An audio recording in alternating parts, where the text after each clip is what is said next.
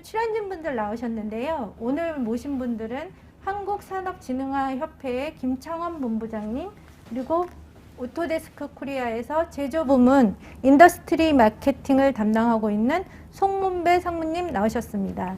네, 반갑습니다. 반갑습니다. 네, 그러면 간단하게 자기소개 부탁드리겠습니다. 네, 제가 먼저 네, 하겠습니다. 김창원 본부장님. 네네. 예, 저는 한국산업진흥화협회에서 전략사업본부를 담당하고 있는 김창원입니다. 저희 협회가 사실 2015년에 스마트 제조 산업협회로 해서 스마트 공장 구축과 관련된 공구기업들 관련 활동 사업을 지원하기 위해서 출범을 했는데요. 이제 대표적으로 이제 4차 산업혁명 시대 도래하면서 산업 디지털 전환에 대한 큰 이슈, 그다음에 역할자가 필요한 가운데 작년 7월에 산업진흥화협회로 재출범을 했습니다. 지금 이제 산업부의 이제 산하 단체로 활동을 하면서 최근에 이제 각종 추진되어 있는 디지털 뉴딜 관련 사업, 그다음에 기업계 산업 진흥화와 관련된 각종 교육 훈련 및 정부 지원 사업에 참여해서 적극적으로 활동을 하고 있습니다. 네, 반갑습니다. 다음은 이제 송문배 상무님 한번 말씀 부탁드릴게요. 안녕하십니까. 오토데스크의 송문배입니다. 저는 오토데스크 내에서 비즈니스 전략을 담당하고 있고요. 오토데스크에 조인하기 전에는 자동차 회사로부터 시작해서 PTC, 지멘스, 다소 시스템에서 PLM을 담당하고 있었습니다. 20여 년 동안의 PLM을 하면서 다양한 인더스트리에 여러 이니셔티브를 가지고 다양한 프로젝트를 수행해 왔습니다. 오토데스크 내에서는 현재 비즈니스 전략을 담당하고 있지만 병행해서 최근에 정부에서 강하게 드라이브하고 있는 디지털 뉴딜, 그린 뉴딜 담당 팀의 리더로서 활동하고 있습니다. 반갑습니다. 네, 송문배 상무님 설명도 들었지만 오늘 송배 상무님이 제조업계가 직면하고 있는 과제와 앞으로의 방향에 대해서 먼저 모두 발언을 해주시고 그리고 시작하도록 하겠습니다. 상무님 부탁드리겠습니다. 네. 오늘 간략하게 토론에 앞서서 지금 우리 대부분의 제조업체가 직면하고 있는 챌린지가 무엇이고 그 챌린지를 과연 우리가 어떻게 풀어야 될지 스마트 제조를 통해서 어떻게 이 부분을 극복할 수 있는지 같이 고민해 보는 시간을 갖도록 하겠습니다. 먼저 제조업체에 직면한 과제를 보면 사실은 우리 제조업체는 항상 여러 가지 과제들을 가지고 있었죠. 대부분이 이제 항상 우리 경제는 침체돼 있고 그리고 침체됐기 때문에 경쟁은 더 치열해지고 그 반면에 시장의 요구는 더욱더 다양해지고 복잡해지고 그런데 그것을 극복하기 위한 새로운 기술은 도입해야 되는데 전문 인력은 부족하고 이러한 상황은 항상 우리가 껴안고 왔었습니다. 근데 최근에 코로나로 인해서 사실은 모든 공급망이 붕괴되고 그 가운데서 어떻게 할 건지 고민하게 되는 상황이 왔고 또 이제 비대면 환경에서 협업을 해야 되는데 어떻게 해야 될지 이런 부분이 아주 많은 어려움을 불러일으키고 있습니다. 그리고 또 하나는 이제 최근에 바이든 정부가 왔지만 유럽에서는 이미 그린화해서 모든 산업을 전반적으로 다 개편하고 있습니다. 그리고 앞으로 우리나라도 마찬가지지만 저탄소화를 달성하지 못하면 그만큼 기업에는 많은 원가가 부담이 될 것입니다. 그것은 곧 그 기업의 지속 가능성에 대한 큰 챌린지를 가하게 됩니다. 이러한 다양하게 계속 새로운 것들에 대한 변화에 대한 요구가 오는데 과연 이것들을 어떻게 해결할 수 있을까요? 일단 저희는 그것을 스마트 제조를 통해서 한번 알아보려고 합니다.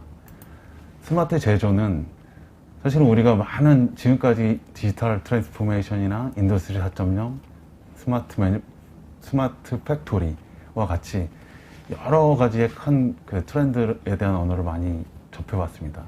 사실 그 안에는 우리가 디지털 트윈이라든지 AI 그리고 다양한 요소 기술들로 이루어진 그런 것들에 대한 어떤 활용을 하면서 우리 기업의 체질을 변화하는 부분인데요. 이 스마트 제조에서는 크게 어떻게 디지털화 할 거냐 그리고 디지털화된 데이터 가지고 어떻게 우리 업무를 그거를 활용해서 개선해 나갈 거냐 그리고 이것들이 어떻게 지속 가능화에 영향을 주는지 그리고 우리가 이렇게 디지털화하게 되면 사실 우리가 제조를 보지만 제조의 개념이 서비스와 접목돼서 어떠한 영향이 있는지 그리고 제조의 개념이 또는 건설에 어떻게 적용돼서 얼마나 많은 베네핏이 있는지를 같이 알아보도록 하겠습니다. 먼저 디지털화입니다.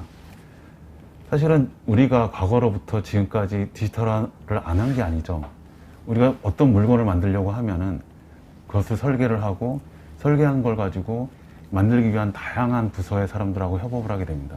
그리고 그것들이 또 그 서플라이어들한테 외주가 가게 되고 그것들을 다시 받아가지고 최종적으로 검수해서 고객한테 전달하게 되는 거죠. 그 과정에는 여러 가지 스테이크홀더가 존재하고 그 스테이크홀더들은 과연 하나의 데이터를 보고 있을까요? 사실은 우리가 많은 그 업무를 하면서 그 데이터의 정확성에는 항상 의문이 있죠. 그래서 그것을 검증하기 위한 또 다른 부서와 또 다른 프로세스가 있습니다.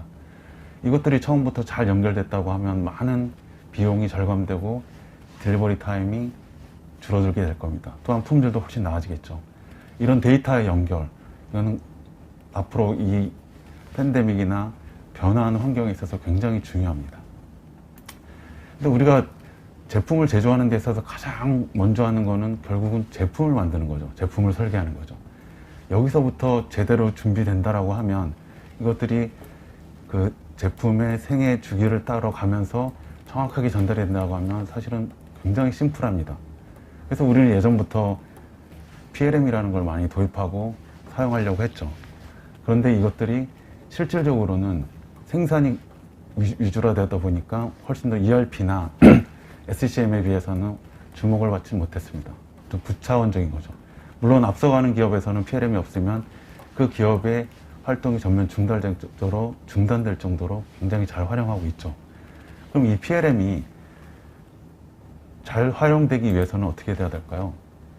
결국은 플랫폼상에서 우리가 만드는 제품 데이터들이 잘 흘러가게 하고 그것들이 잘 모니터링 되게 되고 잘 통합이 돼야 되는 거죠.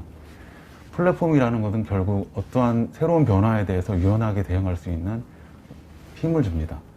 그래서 앞으로의 산업은 플랫폼 중심으로 개편될 거라고 생각이 됩니다. 그럼 이렇게 데이터들이 처음부터 고객한테 전달될 때까지 잘 채집이 돼서 모아져서 그것들이 이제 협업에서는 잘 운영된다고 하면 우리는 이 데이터 가지고 또 뭐를 할 수가 있을까요? 거기는 우리가 여러 가지 새로운 기술들이 많이 얘기가 되고 있죠. 빅데이터라든지 가상화라든지 또 클라우드를 통해서 손쉽게 내가 원하는 데이터를 쉽게 접근한다든지 이런 것들이 접목돼 가지고 또 다른 업무 개선을 할 수가 있습니다. 여기서는 이 많은 것들을 다 보지는 않고요. 제너러티브 디자인에 대해서 알아보도록 하겠습니다. 실제로 이제 제너러티브 디자인이라는 거는 우리가 여러 가지 목적을 가지고 할 수가 있어요. 근데 현재는 기술적인 한계 때문에 특정한 목적에 대해서 내가 생산 조건이나 설계 조건들을 기입함으로써 내가 원하는 여러 가지 설계 대안들을 손쉽게 받아볼 수가 있고 그 설계 대안들 중에 내가 원하는 목적에 맞게 스크리닝에 나가서 최적의 제품을 쉽게 얻을 수가 있는 것입니다. 근데 실질적으로 우리가 그 설계를 함에 있어서 설계에서부터 제품 생산까지는 굉장히 많은 시간을 소요하게 되죠. 근데 제너러티브 디자인은 이러한 모든 요소들을 다 하나의 컨스트레인트로 삼아서 그 돌리는 거기 때문에 굉장히 빠르고 품질이 높은 결과물을 얻을 수가 있습니다. 이 제너러티브 디자인은 사실은 어떻게 보면 되게 새로운 개념이긴 하지만 이미 많은 기업에서 어떤 R&D 차원에서 또는 실질적인 업무 개선으로 사용하고 있습니다.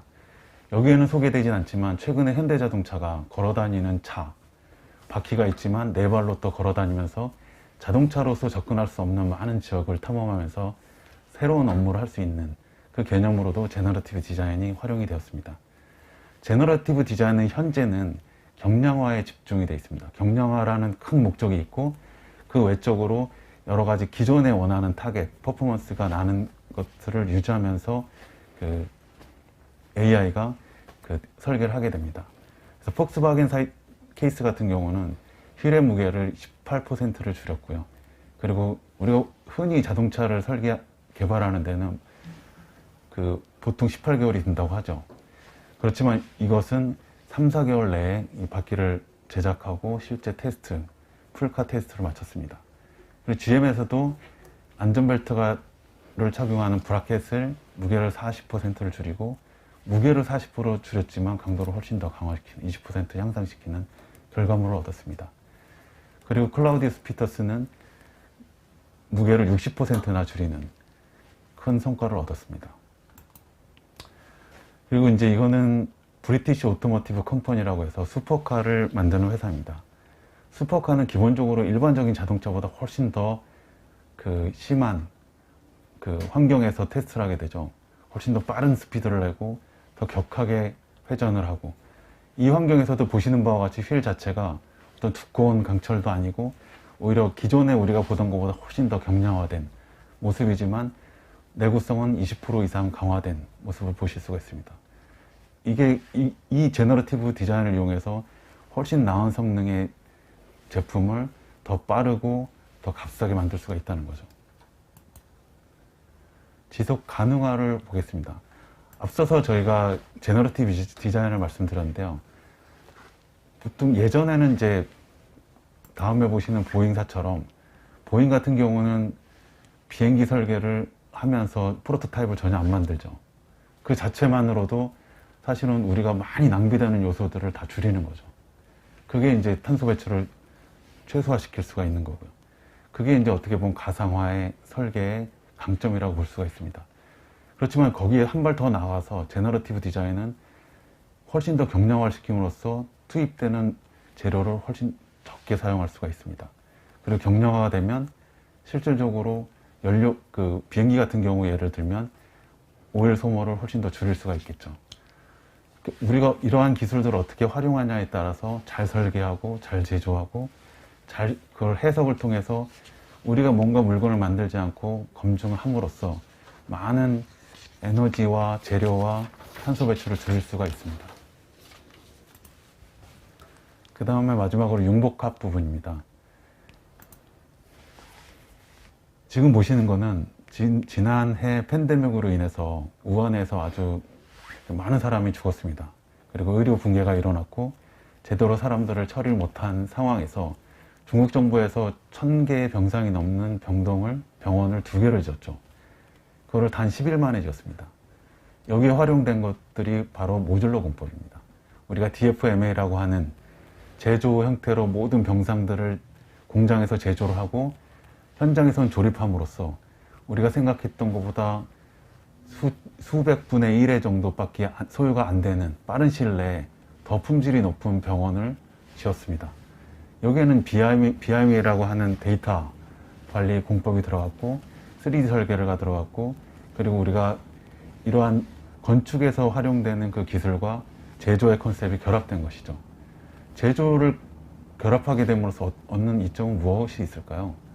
우리가 현장에서 땅을 파고 그리고 거기서 공사하고 하게 되면 많은 소음과 또 거기에 따른 민원과 그리고 많은 공해가 발생하게 됩니다. 하지만 잘 컨트롤되고 있는 공장에서 모든 부품들을 만들고 그 부품을 현장에서 조립만 한다고 하면 거기서 발생하는 많은 환경적인 요인들이 없어지게 되겠죠. 뿐만 아니라 우리가 말하는 품질, 우리가 말하는 납기, 그리고 우리가 말하는 원가, 우리가 흔히 강조하는 QCD 측면에서 많은 향상이 있을 수가 있습니다. 부가적으로 환경적인 요인도 많이 개선시킬 수가 있게 되겠죠. 같은 방법으로 메리어트 호텔은 현재 조립 공법으로는 가장 높은 빌딩을 지었습니다. 여기서도 똑같은 효과가 그대로 나타났습니다. 여기 보시면은 주변에 많은 건물들이 있습니다. 여기서 만약에 뭔가를 부수고 땅 파고 그리고 건물을 올리게 되면 정말 많은 민원들이 제기가 되겠죠. 제가 살고 있는 아파트에서도 바로 옆에 오피스텔을 짓고 있는데 끊임없이 방송을 하면서 민원에 동참해달라고 그러고 시끄러워서 못 자겠다고 그러고 조그만 건물을 지어도 그런 많은 민원들이 있습니다.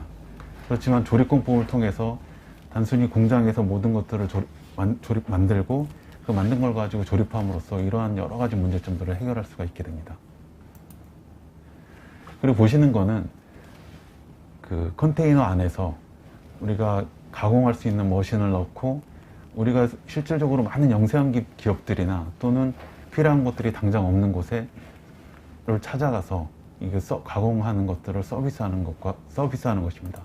보시는 바와 같이 컨테이너 안에는 로봇이 있고 로봇이 가공할 수가 있게끔 프로그램이 입력되면 그 자리에서 바로 가공해서 아웃풋을 뽑을 수 있는 서비스입니다. 보시는 바와 같이 여기서 바로 작업을 할 수가 있는 거죠. 이렇게 우리가 실질적으로 디지털 데이터를 잘 모으고 그 모은 거 가지고 어떻게 활용할까를 새로운 기술이나 아이디어로 여러 가지 다양한 서비스와 또는 다양한 인더스트리와 결합해서 또 다른 하나의 비즈니스를 만들 수가 있게 됩니다.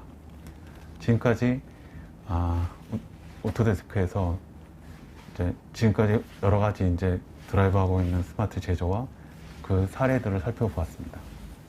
네, 성우님 그 좋은 발표 잘 들었고요. 그러면 본격적으로 얘기를 나눠보도록 하겠습니다.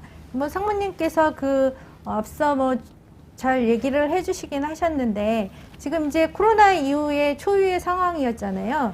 그러다 보니까 여러 가지 이슈가 있을 것 같아요. 제조업계에서 어떤 변화가 있었는지 본부장님 한번 좀 말씀을 부탁드리겠습니다.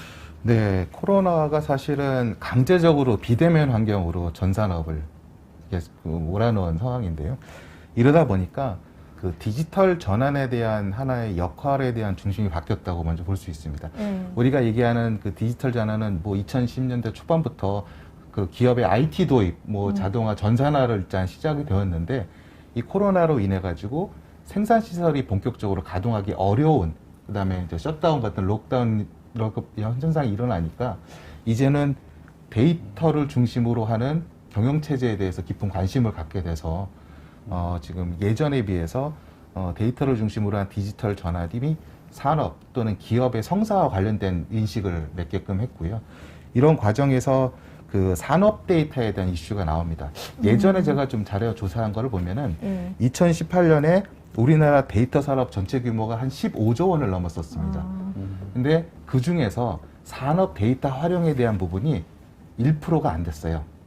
근데 이제는 그 코로나로 인해 가지고 코로나19 상황에 기업들이 기민하게 대처하기 위해서는 산업 베이스의 디지털 전환이 핵심이 돼 가지고 굉장히 많은 얘기가 돼 있고, 특히 이제 데이터를 중심으로 할 때 최근에 많이 나왔던 이슈가 이제 디지털 트윈 관련 부분들.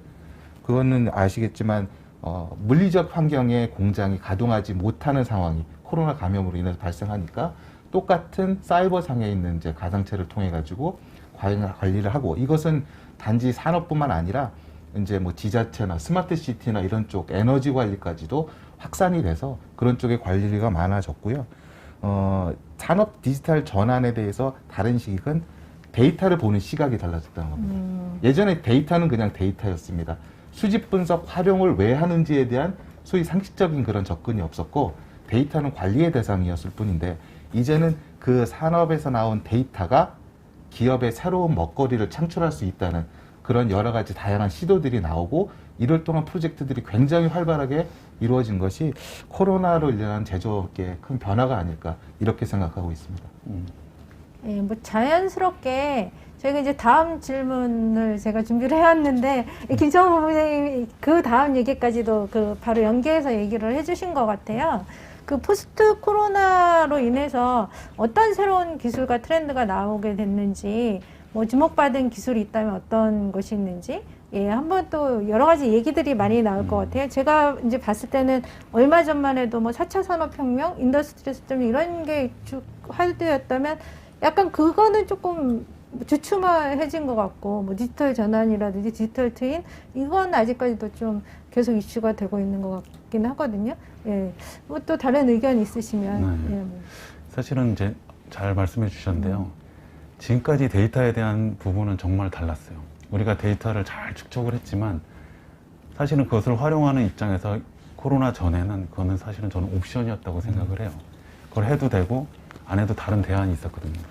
근데 코로나가 터지면서 재택근무를 하면서 데이터가 정확하지 않고 연결되지 않게 되면 업무가 돌아가지가 않게 되죠. 그래서 그 데이터에 대한 퀄리티는 코로나 전보다 후는 굉장히 다를 거다. 거기에 상황에서 그것을 활용한 여러 가지 기술들이 아마도 트렌드가 굉장히 강해질 거다.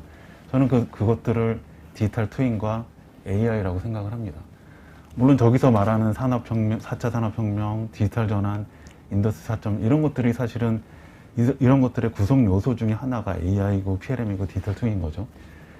기술적인 것으로 봤을 때는 AI와 디지털 트윈을 활용해서 그 이제 퀄리티가 올라간, 예전에는 안 쳐다볼 수도 있었던 그런 데이터가 의미가 있어지기 때문에 이걸 가지고 활용하면 분명히 업무의 개선이 있을 겁니다. 사실은 이것들을 과거에 기업들이 하기는 되게 쉽진 않았죠. 왜냐하면 당장 뭔가 성과가 나오기에는 시간과 비용과 사람이 에포트가 많이 들어가야만 됐었어요. 그런데 지금 다른 게 한 가지가 있죠. 정부에서 강하게 디지털 뉴딜을 드라이브하고 있어요.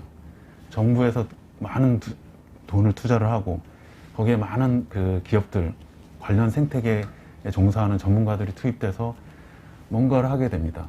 저는 여기에 많은 시행착오가 있을 거라고 생각을 해요. 그렇지만 이 시행착오를 거쳐서 아, 이렇게 성공할 수 있구나, 이렇게 개선할 수 있을까라는 사례들이 지속적으로 나올 거라고 봅니다. 최근에 뭐 디지털 뉴딜 이런 것도 이제 계속 정부에서 드라이브를 하고 있는데 네네. 사실 이게 뭐 어떤 그냥 마케팅적인 용어인지 실질적으로 저희 피부에도 와닿고 산업 속에서도 뭔가 성과를 낼 수 있는 그런 일들이라고 보시나요? 네. 정부 사업 많이 하시는 네네. 산업진흥화협회. 사실 이제 산업 데이터에 네. 대한 개념하고 네. 산업 진흥화에 대한 개념을 네. 같이 볼 수 있는데 그 산업 데이터에 대해서 포스트 코로나에서 소위 새로운 성장 엔진으로 정부에서 이제 판단을 하기 시작했고 네. 거기에 관련된 각종 제도적 장치, 프로그램들, 지원 사업 이게 이제 사실 디지털 뉴딜이라는 큰 패러다임 안에서 진행을 하고 있어요. 제가 말씀하신 것처럼 성문이처럼 데이터는 데이터였는데 산업 데이터는 갑자기 왜 앞에 인더스트리얼을 붙여서 나타났냐. 근데 사실 우리가 제조에선 사실 주력 강국이지 않습니까? 뭐 주력 여러 개 산업, 뭐 조선부터 반도체, 자동차, 뭐 철강까지 다 있는데 산업 데이터에 대한 정의 같은 것들이 이제 전 산업적으로 받아들이는 거예요. 그러니까 막연하게 보이지만 산업 데이터는 제조, 공정, 그 다음에 설계, 디자인, 더 나아가서는 생산하고 유통, 그 다음에 고객 관리에 나온, 즉 기업이 경영을 하기 위해서 모두 하는 경영 활동에 하는 모든 단위에 나오는 데이터들을 전부 산업 데이터라고 통칭할 수가 있거든요. 그 데이터는 결국적으로 그 단순히 0과 1의 디지털 넘버가 아니라 데이터가 새로운 가치를 만드는 핵심 자산이 될 수 있습니다. 그래서 나온 게 이제 산업 데이터고 이것을 산업 밸류 체인 전반에 걸쳐 가지고 뭐 새로운 제품을 만들거나 데이터를 활용해서 서비스라든지 새로운 비즈니스 모델을 만들어서 결과적으로 그 기업이 새로운 성장 동력을 찾게끔 하고 또 그 산업 전체를 더 리프레시 시켜가지고 다른 활성 요소를 찾아주는 것이 산업진흥화의 핵심 역할이라고 보여지거든요. 그래서 이런 것들이 사실은 새로운 트렌드, 그 다음에 정부의 지원 정책에 대해서 큰 틀 안에서 기업들이 잘 협력하는 구조로 지금 저희가 단계로 접어들었다고 하고요. 기술과 다르게 제가 하나 좀 얘기하고 싶은 거는 데이터 3법이 이제 2019년 말에 통과된 이후에 최근에 들어서 이 산업 디지털 전환 또는 이제 디지털 전환에 대해서 그 국회나 이런 쪽에서 굉장히 많이 노력들을 해서 산업 디지털 전환 촉진법이라든지 뭐 데이터 입법 이런 쪽으로의 새로운 법안들이 발의가 됐어요. 그래서 이런 것들이 결과적으로는 정책이나 뭐 정부나 관련 산학위원회 좋은 의견을 담아서 이제 입법화 되고 나야지 이제 기업이나 산업계에서 제도적인 지원을 받고 제도적 틀 안에서 그 좀 더 그 산업 전체를 발전시키는 모델로 가져갈 수 있지 않을까 이렇게 생각을 해봅니다. 보면은 이제 어느 정도 정부에서 많은 예산들을 또 확보를 한 건 사실인 것 같고요. 그거를 진짜 과실로 만들어내는 거는 저희들의 또 역할이 필요하지 않나라는 생각을 해보거든요. 그 이쪽 분야에서 보면은 뭐 캐드 분야에서도 여러 가지 기술 트렌드들이 많이 나오고 있더라고요. 이거는 이제 제가 다른 자료들 보면서 어떤 이슈들이 있었는가를 한번 정리를 해봤었는데 지금 이제 클라우드라는 게 사실 이쪽 분야에서 계속 이제 이슈가 되오긴 했는데 실제 어떻게 캐드 분야에서 클라우드가 어느 정도 좀 정착이 된 것 같습니까? 그리고 그 이제 오토데스크 같은 경우는 구독 경쟁 서브스크립션 같은 거 많이 하셨었잖아요. 그렇죠. 어느 정도 이제 좀 정착 단계다 아니면 아직은 시작하는 단계다 어떻게 보시나요? 이제 이거를 이제 제너럴하게 딱 얘기할 수는 없겠죠. 왜냐하면 기업도 큰 기업들이 있고 중견기업이 있고 소기업들이 있는데 이제 또 많은 개인들이 있고요. 오토데스크 같은 경우는 이제 크게는 그 제품군이 인벤터라고 하는 설계 툴과 퓨전 360이라고 있어요. 퓨전 360은 태생이 클라우드죠. 네. 그래서 클라우드 내에서 모든 우리가 말하는 설계에서부터 협업, 제조까지 다 통합돼가지고 흘러갑니다. 퓨전 같은 경우는 그렇기 때문에 훨씬 사용자 입장에서는 직관적이죠. 퓨전 같은 경우는 그래서 사실은 많은 그런 생태계를 가지고 있어요. 놀라울 정도로 자생적으로 퍼져나가고 있고요. 그런 면에서는 굉장히 저는 가능성이 있다라고 보고 확실히 이제 클라우드가 대세일 거다라고 보지만 실제 우리나라에서 이제 많은 대다수 주력을 이루는 제조업에서는 클라우드는 아직도 사실은 뭐 가깝지가 않죠. 만약 그거는 데이터 보안 문제라든지 또는 각 기업의 특성에 따라서 그 클라우드 자체 도입을 꺼리거나 아직 주저하는 데가 여전히 굉장히 많습니다. 그런 부분은 하나씩 없어지고 있긴 하지만 아직도 시간이 걸릴 거라고 봅니다. 지금 이제 서브스크립션은 이제 다 보편화, 그거 이외에는 선택 여지가 없으니까 이제 정착이 되고 있는 단계라고 봐야 되겠죠. 그렇죠. 네. 클라우드하고 다르게 이제 이게 네. 구독하는 것들은 네. 완전히 정착이 됐죠. 네. 앞으로 이제 뭐 그렇지 않은 업체들도 점차 이제 변화를 해 나갈 거라고 또 보여지고요. 이게 좀 사회적인 어떤 추세인 것 같기도 합니다. 네. 그러면 저희 이제 제조업계가 지금 이렇게 이제 포스트 코로나로 인해서 또 저희 그 대한민국이 앞으로 나가야 할 방향은 어떻게 해야 되는지, 어떻게 살아남을 수 있을 것인지, 이거에 대해서 좀 대안과 해법 한번 그 얘기를 해주시면 좋을 것 같습니다. 네, 제가 혹시 그러니까 장표를 하나 준비한 게 네, 있는데요. 네. 한번 좀, 네, 이거를 한번 일단은 제가 말씀드린 것처럼 데이터라는 것 자체가 하나의 자원화, 자산화가 될 수 있다는 것을 다 이제 공유하는 지식이 되었고요. 이거를 어떻게 활용해서 새로운 경제 가치를 만들 것이냐, 이게 사실 화두라고 보여져요. 제조업체는. 특히 우리나라처럼 그 제조업 기반이 강하고 그동안 축적된 기술과 노하우가 강한 그런 우리나라 입장에서는 지금 왼쪽에 보시면 이제 인더스트리얼 데이터가 이제 산업에서 발생하는 데이터들이 디자인 설계부터 생산, 제조, 공정, 유통물류, 고객 대응까지 전 밸류에 걸쳐서 펼쳐져 있거든요. 여기서 사실은 모든 데이터가 나올 수가 있습니다.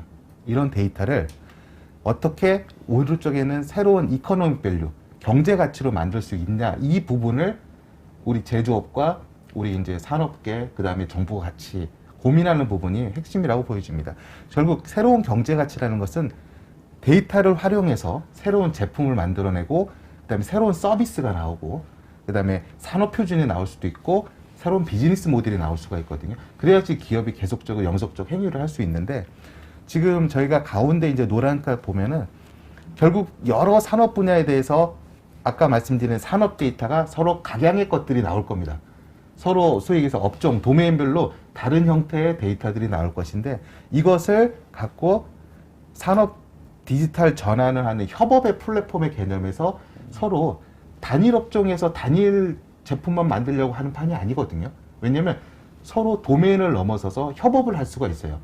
뭐 예를 들어가지고 뭐 헬스케어 쪽하고 뭐 미래차랑 만나가지고 사람의 그 생체 변화 리듬이나 이런 데이터를 통해서 차량 운행에 대한 정보를 바꾸거나 이런 식의 것들의 협업 플랫폼들이 아주 정해져 있고, 그 다음에 다른 산업에서 나온 데이터를 어떤 산업이 그 업종이 아닌데도 불구하고 사갈 수도 있고요. 이런 뭐 커머스의 개념도 나올 수 있기 때문에 저희가 이런 부분에 있어서는 결국엔 산업 디지털 전환이 이런 산업 밸류체인 전체를 혁신을 하는 그런 가동성이 되고, 결국에는 우리가 얘기하는 디지털 뉴딜의 큰 틀 중에 하나인 데이터 경제를 그 실현할 수 있는데 큰 도움이 되지 않을까. 결국 우리나라의 제조는 자기네가 갖고 있는 데이터를 어떻게 판단하는가 중요한 게 있습니다.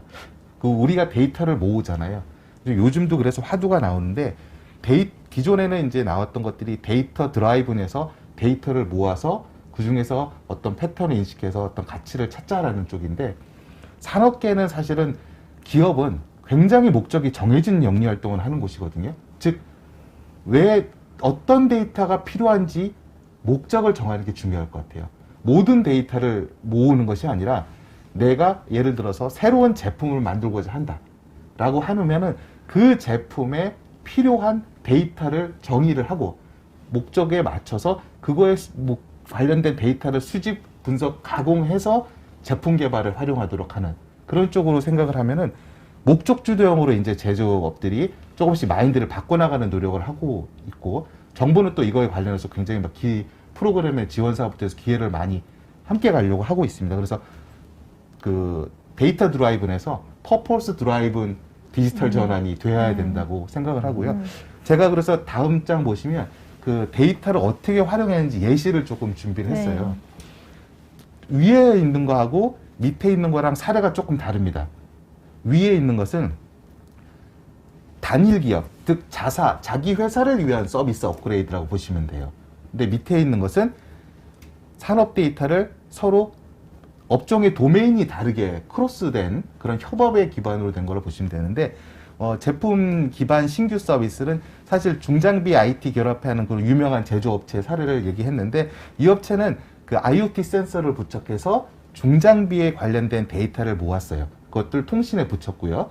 그 이유는 역시 중장비가 쓰는 모든 것은 건설, 인프라, 뭐 토목이지 않습니까? 결국에는 중장비가 항상 제 역할을 하면서 잘 가동을 해줘야지 그 소위 해서 건설 납기도 지킬 수 있고 스케줄을 지킬 수가 있는데, 이런 것들 하려고 보면은 부품이나 핵심에 대한 엔진 같은 모니터링이 항상 중요합니다.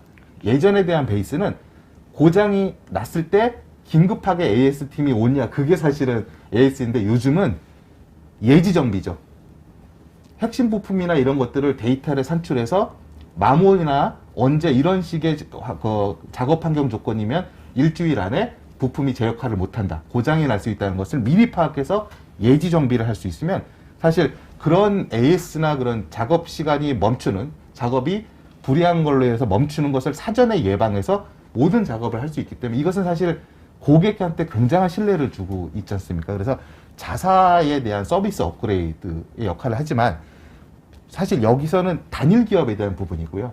우리가 조금 궁극적으로 추구해야 되는 것은 산업 데이터를 공유하고 재사용해서 새로운 B2B 비즈니스를 만드는 쪽으로 포커싱을 둬야 된다고 봅니다. 예를 들어서 지금 영국에는 에너지를 측정하는 모니터링 기업이 있어요. 그것을 각 가정별로 설치된 그런 그 소비량을 측정하는데, 이것을 익명으로 이제 추출을 하고 동의를 받아서 추출해서 이것을 빅데이터 분석 가공을 해서 자기네들 서비스를 위해서 쓰는 게 아니라 에너지 판매 기업이나 유틸리티 판매 기업에다 판매를 하는 거예요, 데이터를. 그래서 어떻게 보면은 굉장히 특이한 형태인데, 좀 두 번째 것이 좀 굉장히 저희가 생각할 부분이 많습니다. 이 회사는요, 네덜란드에서 농업기업입니다. 농작물을 지어서 판매하는 기업인데, 이 ITA 관련 회사들하고 협업을 진행을 해서 그 토지 경작에 대한 토지 상태를 체크하는 데이터를 추출하고, 그 다음에 자기네들이 경작하는 농작물에 대한 데이터 상태를 추출합니다. 그래서 이것을 빅데이터 분석하고 AIG 알고리즘 분석을 통해 가지고 이것을 그 사람들이 파는 농작물을 파는 게 아니라 이 데이터를 비료를 만드는 농업화학 기업에 판매를 하거나, 아니면 종자를 생산하는 종자 기업에 판매를 해서, 이 비료 만드는 회사나 종자 회사는 농업 데이터에 관련된 토양이라든지 농작물에 관련 데이터들이 정말 핵심이거든요. 필요한 경우에 니즈를 서로 맞춰서 데이터 거래까지 만드는 이런 케이스. 우리나라도 제조나 이런 쪽에서 굉장한 강점을 갖고 있기 때문에 이러한 데이터를 중심으로 한 협업형 모델, 이것이 결국 산업진흥화에 대한 그 혁신 사례로 이어질 수 있는 가능성이 높다고 봅니다. 네, 데이터라는 게 예전에는 진짜 데이터가 없었는데 지금은 데이터가 많은데 너무 많다. 맞습니다. 그리고 그 여러 가지 데이터 중에서 진짜 쓸모 있는 데이터를 어떻게 잘 가공해서 필요한 결과물을 뽑아내는지, 이게 이슈가 될 것 같아요. 예. 오토데스크에서도 여러 가지 이제 어떤 제조업계에 대한 해법 같은 거 생각하신 것들이 있으실 것 같은데요, 좀. 많은 부분을 다 골고루 이렇게 터치해 주셨는데, 저는 좀 다른 관점에서 얘기하고 싶은 게 있어요. 사실은 우리가 오토데스크는 집중적으로 저희가 대기업 부분도 있지만, 제가 맡고 있는 부분은 이제 중소기업이에요. 중소기업 입장에서 데이터를 모으고 데이터를 우리가 아까 고도화하고 그걸 하면서 업무를 개선하는 거는 사실은 어떻게 보면 꿈 같은 얘기죠. 그 기업들이 과연 그런 것들을 할 수 있는 여력이 있을까? 정말 영세한 기업들이 많거든요. 그러면 그런 기업들은 어떻게 살아남을 것인가? 사실은 우리의 풀뿌리인데 저는 그거는 결국은 이 제조업이 중소기업들이 같이 하고 있는 대기업이나 중견기업들의 상생 프로그램이나 또는 저는 이제 디지털 뉴딜이나 그린 뉴딜을 보면서 앞으로는 정부의 역할이 점점 더 세질 거라고 생각을 해요. 정부가 정책을 만들고 드라이브 하면서 중소기업이 어떻게 저렇게 살아남을 것인가, 어떻게 더 발전시킬 거냐를 고민해서 그런 것들에 많은 영향을 주면서 가져가야 된다고 생각을 합니다. 실제와 현실은 많이 다를 수가 있거든요. 전적으로 동감을 하는, 그래서 저희도 이제 고민했던 게, 아까 말씀 중에 이제 중소기업을 말씀하셨는데, 사실 중견이나 전통 제조 기업들은 IT 기반의 디지털화 하기에 대해서 조금 좀 시간이 많이 걸려요. 왜냐하면 이제 무거운 조직들이다 보니까 사실 디지털 전환에 대한 뭐 AI를 적용하거나 빅데이터라든지 알고리즘을 개발하거나 하는 것들은 오히려 IT 기반의 영향력이 있는 그런 스타트업들이 또 아이디어를 많이 갖고 있어요. 그래서 협업이라는 것은 또 이렇게 버티컬 쪽으로도 가능하 봅니다. 중견기업의 제조 혁신에 대해서 새로운 뉴 비즈니스를 만들려고 하는데 거기에 대한 기술적인 파트너로서 IT의 전문성 아니면 이제 소위 해서 디지털 전환 전문성을 갖고 있는 스타트업들이 같이 코업을 하는 그런 풍토도 아까 얘기하는 소위 밸류 체인의 생태계를 조성하는데 같이 선순환 협업 구조를 만들 수가 있거든요. 그래서 작년에 우리 협회도 그런 것들을 이벤트를 많이 해서 중견기업하고 스타트업 간의 협업에 대한 그런 장을 마련한 적도 있습니다. 뭐 또 그러면은 이런 것들을 실질적으로 개선하기 위해서 또 아니면 뭐 해소하기 위해서 어떤 일들을 좀 오토데스크에서 준비하고 있는지 이런 것도 좀 소개할 만한 게 있으면 해주시면 좋을 것 같아요. 오토데스크는 중견기업하고 하는 활동들은 굉장히 많아요. 네. 그래서 그런 협업 프로그램들은 본사 차원에서 또는 한국 로컬 차원에서도 많이 진행하고 있고요. 그리고 이제 올해 저희가 진행하는 것들은 시대의 흐름에 맞춰가지고 사실은 오토데스크가 기본적으로 가지고 있는 프로덕트 포트폴리오는 굉장히 좀 다르죠. 그냥 크게는 저희가 지금까지는 세 가지가 있었어요. 첫 번째는 제조 쪽, 제조의 설계를 하고 해석하고 실제 공장을 짓기 전에 시뮬레이션하고 공장을 돌리는, 그리고 실제 우리가 실생활은 이런 어떤 공장 내부가 있는 건 아니죠. 공장을 짓고 건물을 짓고 필요한 뭐 전기라든지 배관을 설계해서 연결하고 하는 그 부분에 대한 저희가 이제 AC라고 하는 부분, 그리고 정말 실생활하고 똑같이 하기 위한 특수효과, 보통 이제 저희가 게임이나 그 영화에서 많이 사용하는 하나의 사업부지만 그것들이 제조에 접목되는, 그리고 얘네들을 전부 다 같이 결국은 통합해서 볼 수 있는, 사실은 이런 설비나 공장이나 특수효과를 통한 것뿐만 아니고 실제는 우리가 운전 데이터라고 하는 이런 건물이 운전되고 공장이 운전되는 데는 많은 IoT 데이터가 있겠죠. 그런 것들이 다 접목돼야지 결국은 우리가 개선하려고 하는 데이터의 활용도는 달라지는 거거든요. 그래서 그것을 위한 플랫폼, 이 네 가지로 크게 포트폴리오를 구성을 하고 드라이브를 하고 있습니다. 근데 이런 것들이 결국은 디지털 뉴딜이나 그린 뉴딜하고 딱 온라인이 돼 있어요. 그래서 저희는 이 제품군을 통해서 그런 디지털 뉴딜과 그 그린 뉴딜 관련한 사업에 많이 집중을 하고 있고요. 실질적으로 그러한 사업을 하기 전부터 사실은 이것들에 우리가 오토데스크가 예전부터 컨버전스를 얘기를 많이 했습니다. 디자인과 제조 그리고 인더스트리 간에. 그래서 저희 제품군들이 이러한 네 가지를 통합적으로 시장에 론칭하면서 소개하면서 시장으로부터 많은 좋은 반응들을 얻고 있고요. 이걸 기반으로 국가에서 추진하고 있는 디지털 뉴딜과 그린 뉴딜의 많은 중소기업과 협업을 통해서 진행할 예정입니다. 지금 이제 뭐 얘기는 좀 어느 정도 들은 것 같은데 아마 질문들이 좀 올라온 것들이 있지 않을까 싶어요. 그래서 질문들을 또 들어보면서 얘기를 좀 나눠보면 좀 좋지 않을까 싶거든요. 예, 질문들이 있으시면 내용들 올려주시면 저희가 이제 얘기를 나누면서 또 답변을 드리도록 하겠습니다.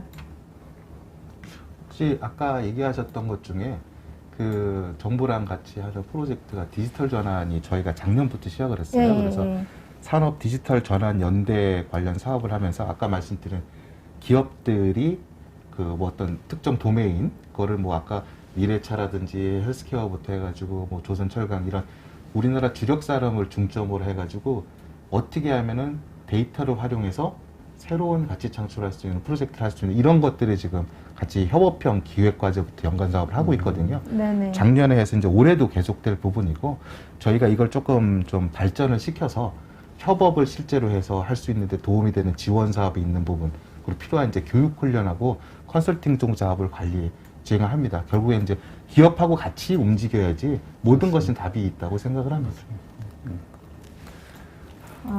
뭐 질문들이 아직 좀 올라오고 있는 것 같아서 제가 한번 그 올해 이쪽 제조업계 전망은 사실 좀 어떻게 암울하게 보시나요? 아니면 뭐 상반기, 하반기 나눠서 좀 다르게도 전망을 하실 수 있을 것 같고 지금 이제 다들 그 사업 계획도 세우실 것 같은데 좀 궁금합니다.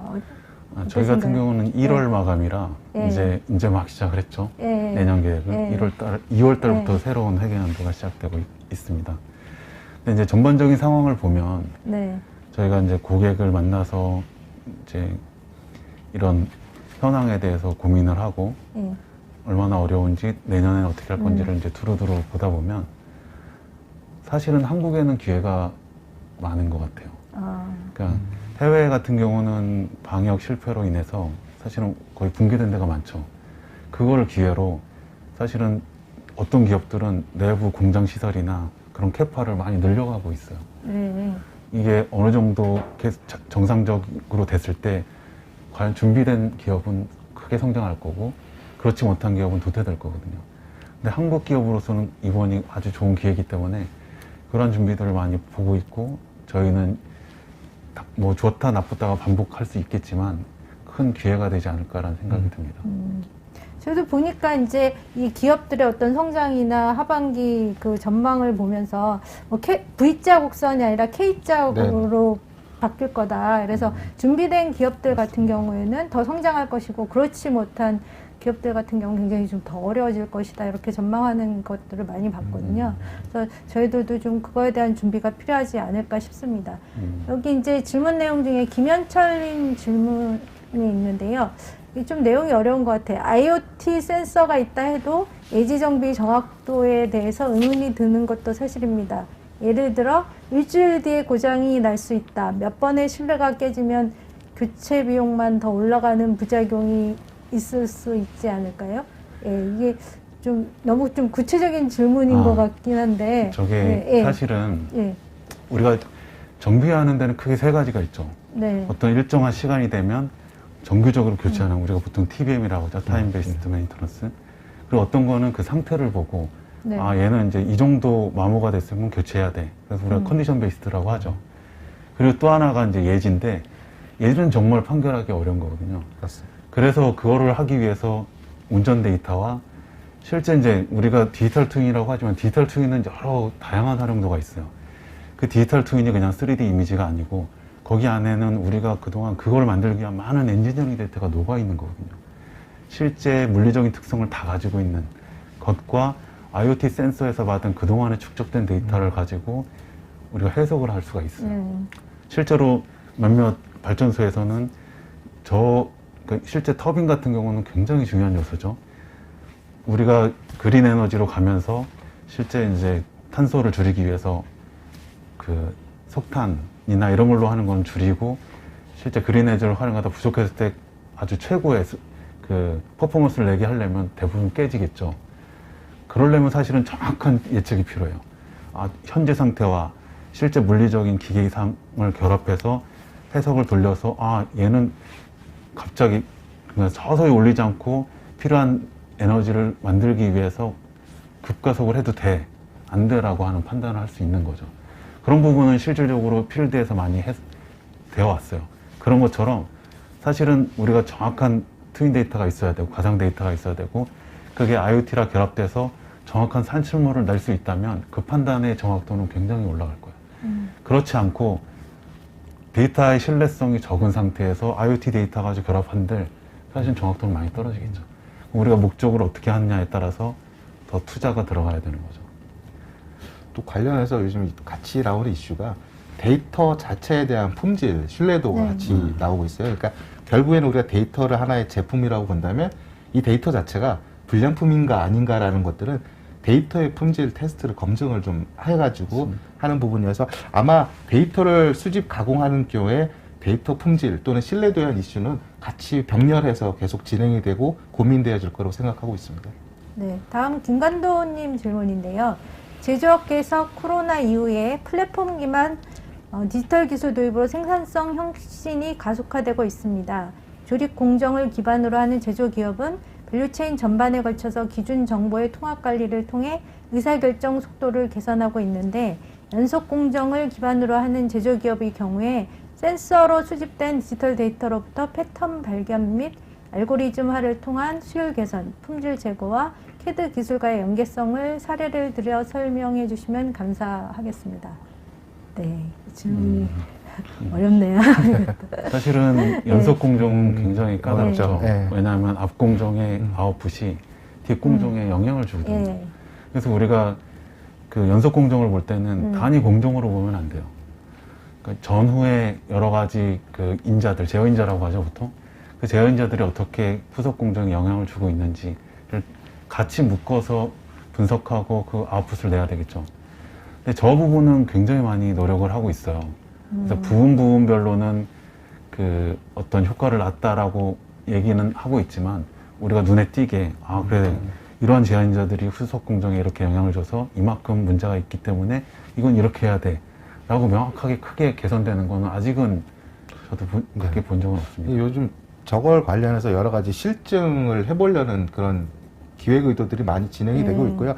예전엔 사실 이제 데이터에 대해서 좀 튀는 부분이나 데이터 해석이 어려운 것은 이제 노멀라이저 한다고 하죠. 좀 평준화시켜서 전체적인 프로세스가 무난하게 진행하는 데 초점이 됐는데 요즘은 사실 정말 이게 경제 가치화로 전환될 수 있는 클루가 있느냐를 보기 때문에 아직은 좀 더 많은 사례나 이런 것들이 실증 분석을 통해서 좀 쌓여서 그 안에서도 다양한 시행착오에 통해서 여러 가지 개선 효과가 있을 수 있거든요. 그런 것들을 좀 연계해서 해야 될 것 같습니다. 네, 다음은 황보율님 질문인데요. 산업진흥 관점에서 기업 로컬 향상 및 서비스, 제품, 비즈니스 모델이라는 체인 간 융합 및 창조를 말씀하셨는데 이기종 및 다른 설비, 공정, 실험 데이터의 표준화가 수집, 가공에 앞서 우선되어야 할 것 같은데 이에 대한 준비 상황과 이를 수행하는 컨설턴트가 있는지 궁금합니다. 라고 질문하셨네요. 컨설턴트는 이거는 조금 좀 이분의 의견도 맞긴 합니다. 저도 동감하는 부분이고 사실은 표준화가 있어야지 서로 데이터 사이로가 예방될 수 있다고 봐요.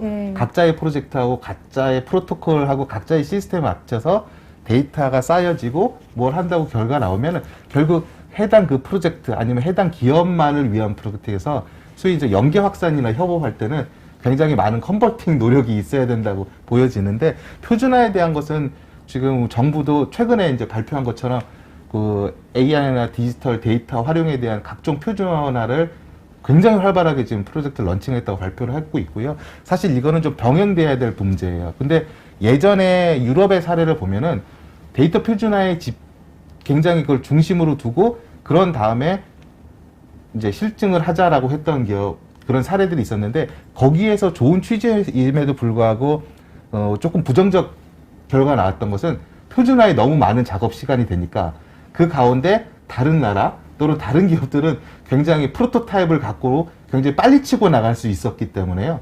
사실 이것은 좀 뭘 건드리나라는 부분보다는 제가 본다면 약간 좀 애자일이나 린 스타트업 방식으로 데이터 표준화에 대한 거, 핵심에 대한 그 주도권 같은 것들은 표준화를 같이 병행을 진행하고 그 다음에 그거의 베이스에 나오는 실증 것들은 그 표준화에 따라서 계속 후속을 진행하고 그렇지 않은 부분에 대해서는 프로젝트 자체를 런칭하면서 같이 병행하는 것이 조금 더 그 기업 입장이나 산업 입장에서는 조금 선도적인 방법이 아닐까 그렇게 생각합니다. 근데 저 표준화는 사실은 이제 말씀하신 대로 여러 이제 과정을 거쳐서 하더라도 우리가 이제 장치 산업 같은 경우는 정말 설비에 의해서 운영이 되잖아요. 근데 그 설비는 설비에서 데이터를 뽑는 데는 또 많은 실제 필드에선 장애가 있어요. 왜냐하면 설비를 납품하는 거대 벤더사들이 그 설비에 필요한 데이터를 오픈을 안 하거든요. 이제 그러한 부분이 정말로 지능화가 되려고 하면 그러한 부분에 의견을 모으고 저 이기종이나 다른 설비에서 우리가 정말로 하고 싶은 게 있어도 오픈이 안 되기 때문에 못하는 경우가 태반이거든요. 현장에서는. 그런 부분도 어떻게 해결해야 되는 하나의 큰 숙제라고 생각합니다. 사실 현재로서는 강제할 방법은 없어요. 예. 결국에는 협업을 할 수 있다는 오픈을 할 수 있는 것이 또 다른 가치를 만들 수 있고 그렇죠. 오픈한 사람과 활용한 사람이 둘 다 윈윈할 수 있다는 그런 실증 모델을 자꾸 만들어 주어야지 자기네가 갖고 있는 장비를 갖고 이렇게 활용하면은 지금 할 수 있는 공정에 대한 수승보다는 또 다른 가치 데이터를 만들 수 있다는 쪽으로 이제 기업 마인드도 같이 바뀌어져야 되는 것이 수반돼야 될 것 같습니다. 그렇죠. 그건 기업과 장비, 기업이 서로 간에 해야 돼요. 왜냐하면 그걸 건들므로써 장비가 망가지면 그건 장비사의 책임이거든요. 네. 그거를 그렇게 만약에 폴트를 문다고 하면 장비사는 전혀 앞으로도 오픈 안 하겠죠. 그걸 사용하는 기업도 그런 마인드를 같이 협업함으로써 풀 수 있는 계기가 필요할 것 같습니다. 예, 오픈에 대한 마인드와 가치 제고를 같이 해야 그렇죠. 된다. 네, 예, 맞습니다. 그런. 근데 전반적으로 그렇습니다. 보면은 네. 우리 제조 산업 전체에서 소위 해서 디지털 데이터를 아는 전문 인력을 자체적으로 훈련시켜가지고 이런 마인드를 같이 병행하는 것이 필요합니다. 서로 다른 분야거든요. 어떻게 보면은. 근데 그것을 데이터 관점이나 이런 것들을 이해를 하면은 수집이나 분석이나 활용하는 쪽에 굉장히 새로운 여러 가지 아이디어들이 많이 나올 것으로 보여집니다. 이 다음은 서은주님 질문인데요. 올해 제조업에서 3D 프린터를 통한 설계 부분이 과연 활성화될 수 있을까요? 오토캐드와 3D 프린팅을 활용할 수 있다면 제조업 설계가 훨씬 쉽지 않을까 생각합니다. 라고 하셨는데요. 지금 3D 프린터가 이제 한참 이슈가 되다가 조금 약간 주춤한 것 같기도 하고 좀 어떻게 바라보시나요? 실제 어떻게 활용이 많이 되고 실제 있는지. 예. 우리는 이제 우리가 설계한 것들이 양산 개념으로 갔을 때 3D 프린터가 정말로 그 양산을 대체할 수 있고 삼성처럼 삼성은 이제 거대 자본을 투자할 수 있기 때문에 그들이 하는 것들에 대해서 3D 프린터를 대단위로 놓고 실제로 양산을 하잖아요. 근데 일반 기업은 그렇게 할 수가 없는 거죠. 그 관점에서는 3D 프린터가 이제 활용도가 많이 떨어질 수가 있는데 그래서 그 3D 프린팅을 할 수 있는 기반에 그 설계하는 것도 마찬가지로 이제 사용이 더 줄어들겠죠. 결국은 이제 양산 쪽을 3D 프린터가 중소기업에서 얼마나 활성화시킬 수 있느냐가 하나의 그런 키가 되지 않을까요?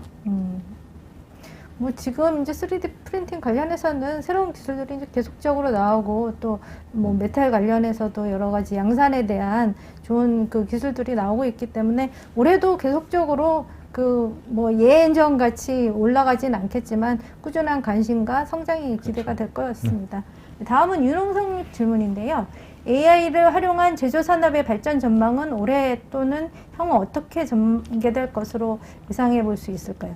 사실 저희 이게 네. AI 참 되게 뭐 이렇게 그냥 화두고 다 저희 이제 뭐 조사해 보면 AI가 가장 관심 분야라고 하는데 저희 캐드나 PLM 이 분야 뭐 제조 분야에서 실제 어느 정도로 이제 이게 뭐 기술이 개발이 되고 제너레이티브 디자인이 진짜 AI가 접목된 거라고 할 수 있는지 뭐 그 이상의 뭐가 있는지 좀 궁금하기도 하거든요. 기술적 파트 전에 이제 말씀드리면 지금 현재도 이제 AI를 적용하는 부분은 이제 생산성이나 공정 효율화 쪽에 지금 치우치고 있어요, 현재는. 네. 그게 이제 자연스럽죠. 왜냐면 자기네 기업에 관련되는 기존에 비해서 소위 공정 효율화가 떨어지는 구간이 있으면 거기에 대한 데이터나 구간 분석을 디지털화 해가지고 뭐 효율성을 높인다든지 그 다음에 기간 같은 것들을 단축시켜서 그게 결국 이제 생산성에 이제 바로 직결이 되잖아요.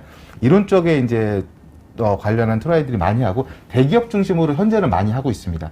이제 이것들이 말씀드린 것처럼 그 중견기업 그 다음에 이제 일반 중소기업으로 확대되어 나가야지 가능한 부분인데 현재 보면은 제가 스마트 제조 쪽을 중심으로는 그런 쪽으로 계속 확대되어 가고 있고요. 향후에 이제 크로스 도메인 하는 부분, 협업에 기한 부분들은 계속 아직도 챌린징한 과제로 보여지기 때문에 그것들은 정부 쪽에서도 굉장히 관심을 갖고 여러 지원 프로그램을 하고 있으니까 그 과정에 기업들이 많이 좀 관심을 갖고 참여하는 것이 또 중요하지 않을까 그렇게 생각을 하고 있습니다. 사실은 우리가 AI를 만능으로 보는 이제 시각들이 있어요. 예. 그래서 이제 AI에 대한 실망도 많이 하는데 결국 AI는 데이터거든요. 그 데이터와 도메인 날리지가 결합돼서 우린 뭘 할 수 있어. 또 그에 대한 로직이 만들어져서 이제 실제로 업무 개선이 일어나는 거죠. 그래서 그 로직을 어떤 목적으로 만드느냐, 그 목적에 맞게끔 어떤 데이터를 잘 가져올 거냐가 사실은 키거든요. 그 관점에서 실질적으로는 공정에 말씀하신 것처럼 제일 먼저 적용되고 고민이 되었던 게 사실이죠. 일단 개선 효과가 뚜렷하게 나타날 수가 있기 때문에 네. 사실 설계단은 사실은 실제로 적용하고 뭔가 라이프 사이클도 길고 잘 안 보이죠. 이제 제너러티브 디자인은 물론 다양한 게 있긴 하지만 오토데스크는 사실은 경량화에 맞춰가지고 그 로직이 들어간 거예요. 필요한 데이터를 모으고 경량화에 대한 로직을 만들어서 실제 제조 가능한 제품을 뽑아내는 거고요. 그거는 이제 경량화의 목적에 맞는 거고 또 다른 목적으로 또 로직이 개발되고 있고요. 그런 식으로 계속 넓혀나갈 예정입니다. 네. 앞으로도 AI는 활용이 계속적으로 될 것 같고요. 예, 다양한 분야에서 또 접목이 되지 않을까 좀 기대가 됩니다. 다음 질문은 여러 가지로 좀 묶어서 아까 저희가 이제 이미 설명을 했던 것들에 대한 다시 부연 설명을 요청하신 것 같은데요. 이민수 님이 2021년 코로나19 시대에 변화해야 할 유노멀과 제조산업의 방향에 대해서 질문드립니다. 특히 기업이 지속 성장하기 위한 방향에 대해서 설명해 주세요. 라고 하셨는데 앞서 좀 거의 얘기를 하는 내용인 것 같은데요. 네. 굉장히 어려운 질문입니다. 오늘은 사실 제조 산업을 디지털 전환의 관점에서 주로 얘기한 거라서 말씀을 드린다고 하면 요즘 괜한 경영 전략 쪽에서 굉장히 화두가 되고 있는 게 피버팅이에요. 그렇죠.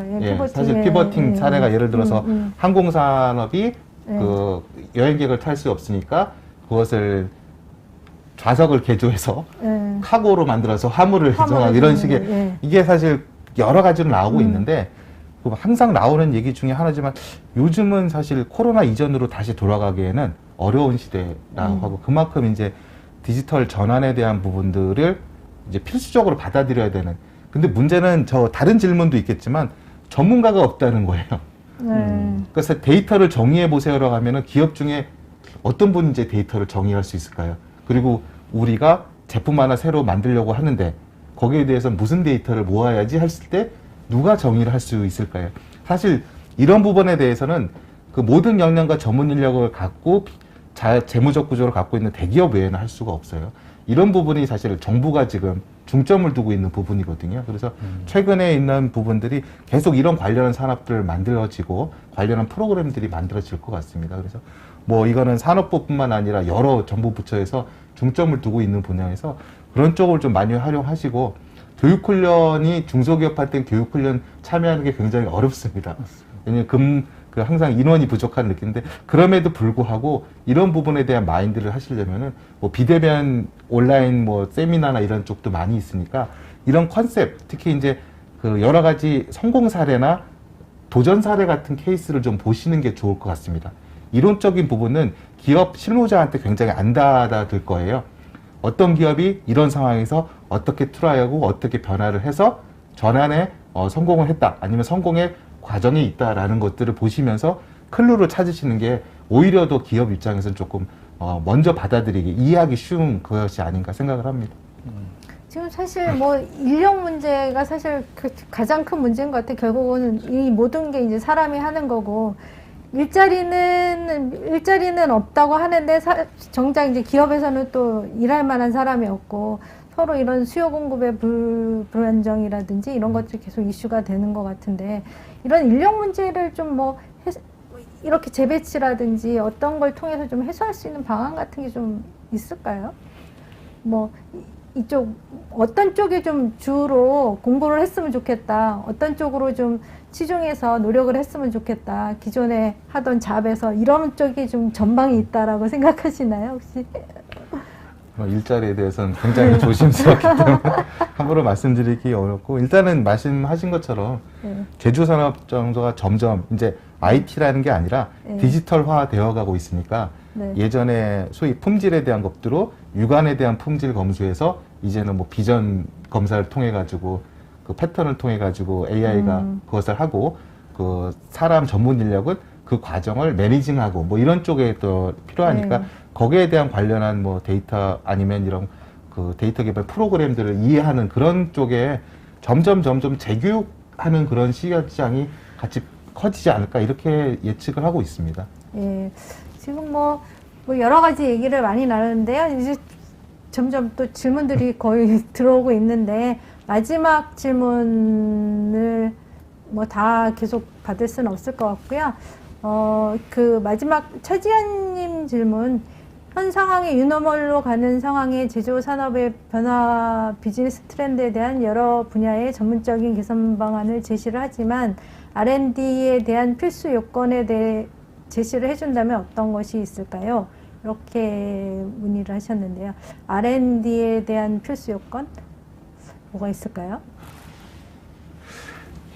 상당히 어려운 거죠. 네, 진짜 어려운 어려운데 질문이네. 제가 연구소 출신이긴 하죠. 네, 네. 저 부분은 진짜 어렵습니다. 저희가 R&D를 딱 음, 이제 가서 얘기를 하거나 프로젝트를 하거나 하면 R&D에서 가장 큰 거는 거기가 R&D임에도 불구하고 사실은 폐쇄성이에요. 맞습니다. 아, 자기만 알고 네. 자기가 다 해야 되고 자기가 옳다라는 그 데이터 공유가 제일 안 되는 데가 또 R&D고 물론 이제 여러 가지 리서치이기 때문에 창의적인 게 필요하죠. 네. 근데 이제 앞으로 계속 우리가 얘기했던 건 데이터고 그 데이터를 어떻게 활용할 거냐는 결국은 이제 오픈돼야 되는 거거든요. 쉐어해야 되는 거고 그걸 가지고 토론해야 되는 거고 자기 혼자서 하는 게 아니고 그게 가장 중요하지 않을까라는 생각이 들어요. 결국은 이제 저희가 다 R&D 분야에 종사하시는 분들이잖아요. 그래서 이렇게 나와서 또 좋은 얘기도 해주시고 R&D가 좀 닫혀있기도 하지만 또 이렇게 열려있는 방송이 있어서 또 저희가 앞으로 기대가 되지 않을까 생각을 합니다. 오늘 방송은 업계를 리드하고 있는 저희 두 분 멋진 분들 모시고 좀 좋은 얘기를 들어봤는데요. 그 코로나 상황으로 인해서 좀 많이 침체되고 어려운 상황이지만 곧 이제 백신 접종이 된다고 하니까 웃으면서 얼굴 다시 볼 날이 머지 않아서 올 거라고 생각을 합니다. 지금 이제 코로나로 인해서 달라진 것은 변화의 방향이 아니라 속도라고 얘기를 하거든요. 그래서 이 길을 기회로 만드는 지혜를 이번 방송에서 조금이나마 얻으셨길 바라고요. 지금까지 그 오랜 시간 경청해 주신 많은 분들 새해 복 많이 받으시고 또 올 한 해도 건강하고 행복하시기 바랍니다. 지금까지 캐드앤그래픽스의 최경아였습니다. 감사합니다. 감사합니다.